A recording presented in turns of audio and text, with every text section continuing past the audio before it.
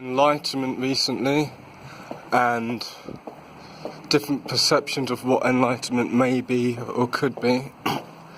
And in one of my recent videos I spoke about anger and how there's a perception that being enlightened and or attaining nirvana, if they are one and the same thing, there's a perception that means that you no longer experience negative emotions. But from my understanding, and I could be wrong, from my understanding it's not that you no longer experience negative emotions, but you react to them differently because you understand the nature of them. You understand the nature of emotions as clouds in the sky. They're not who you are, they're just what you're experiencing. Clouds in the sky analogy, again, one I've come across in both the Balanced View teaching and in Tibetan Dzogchen Buddhism.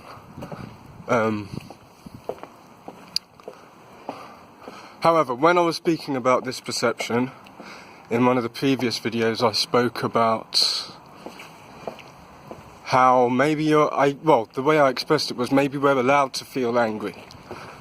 And one of my friends commented,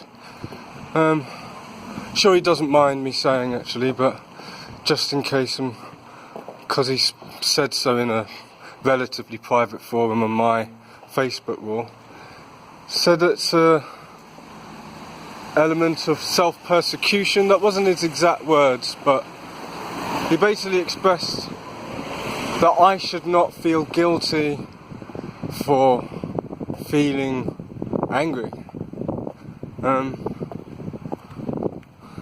And this was a few weeks ago. It's taken me a while to talk on it, but to be honest, the first time I read it, I felt like I should speak on it.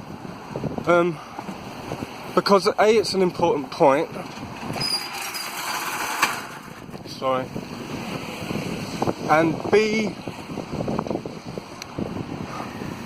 it illustrates the point that I was making.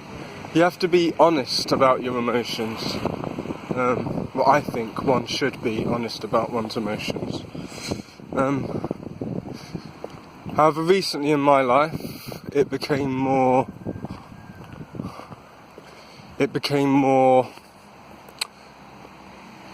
relevant as my actions made somebody angry and their reaction made me angry. And in retrospect,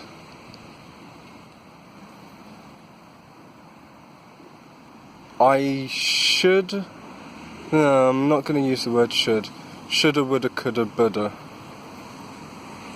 In retrospect, I could react in a harmonious fashion to their anger, rather than reacting in a fashion that will create more negativity.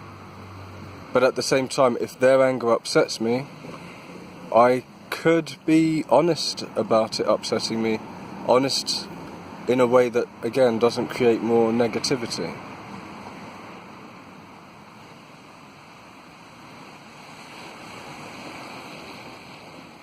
So yeah, I'm not going to pretend that I don't get angry. And I don't think one would say that the masters, for want of a better word, the spiritual masters, whoever they may be, don't get angry. They just might not show it in a way that you would associate with anger. I watched another video recently. It was titled Enlightened Beings on Awakening, and it had people who you might describe as enlightened talking about their awakening experiences. People like Mooji, Eckhart Tolle, Adyashanti and Sadhguru. And most of them, at least Eckhart Tolle and Adyashanti, expressed going through periods of depression prior to their awakening. And both Sadhguru and Mooji expressed frustration, if not depression, but frustration prior to their awakening. Mooji specifically used the word resistance. And I think that's an important point to note, that there might be light at the end of the tunnel, but sometimes you've got to go through that tunnel and face the darkness, face your shadows. And I feel a large part of the spiritual journey is identifying our shadows, that being the emotions we might not want to express and the feelings that we might describe as negative, and the insecurities that may get triggered, identifying them and loving ourselves despite them. So knowing that you may have some selfishness, you may have some anger, and you may have some sadness, and loving yourself despite those things. The same way that we can have empathy for other people when they suffer through negativity. We could have empathy, I know it's a bit of an oxymoron, but empathy for ourselves. Because, we're only human.